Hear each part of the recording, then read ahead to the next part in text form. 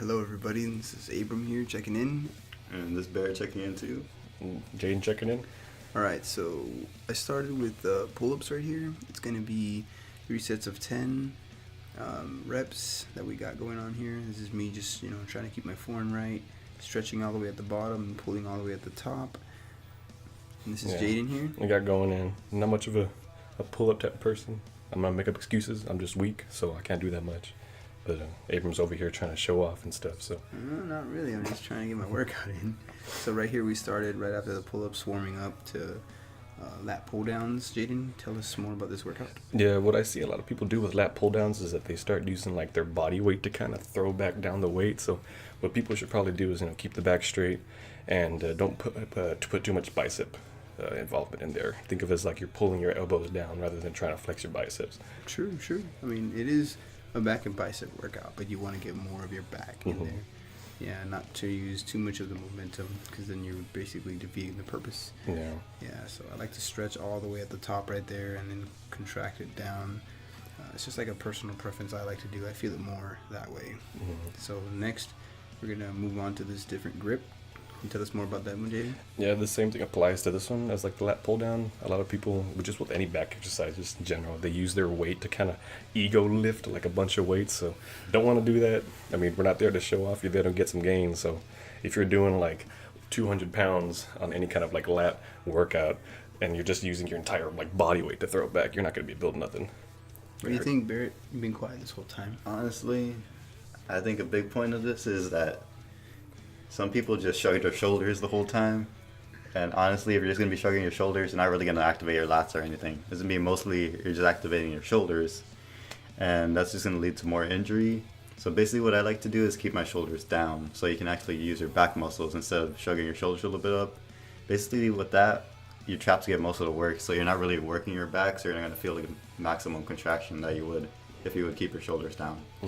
What about this grip right here, Jaedn? What do you think? This grip, I think I had never done this one before, but I feel it a lot more in the traps, like the traps area rather than the lats. But it's actually pretty good. I get like a decent like contraction there, so like we're not doing that much weight, but I still felt the burn going in. So that's why I'm struggling there. You can see that face going in. Yeah, this looks pretty good. So right here we got the side arm row, the dumbbell single arm row. You feel better contraction with this one than the cables? I say it's a good mix of the two, especially since like this one's much more free weight.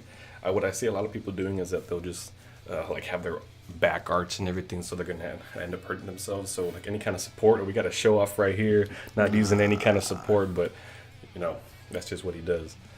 Pretty much, I like to just go Yes. pretty heavy and kind of work my way up there. How would you do it, Barrett?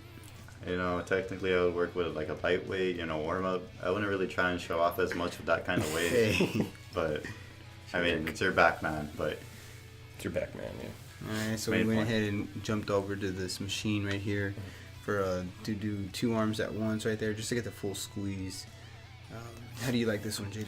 Yeah, it's kind of like the same, like I guess tips that you can say that one for doing with the cables. We're doing both in each hand, same thing. Make sure you pinch your back as you go back. You don't want to end up hurting yourself. You want to get that decent contraction also. Yeah, I like this one too. It's just a good one I like to hold when you're squeezing it all the way back near the end. It's a good thing not to use momentum, but to use your back muscles and squeeze when you're right there, like that. Because we're not here to ego lift. We don't. No one is looking at you if you're over there like lat pulling down or rowing like 200 pounds. No one cares. Like just do the weight you can do. Keep the form proper. Yeah, so we went ahead and just finished off with dumbbells here right after the back workout, because we are targeting a little bit of the arms when we do back, so might as well just finish off with arms and just fuel the cells of the muscle and get some blood in there. And you also, this one applies the same thing. We see a lot of people like swinging dumbbells, trying to make it seem as if they're curling fucking like 55 pounds, 60 pounds.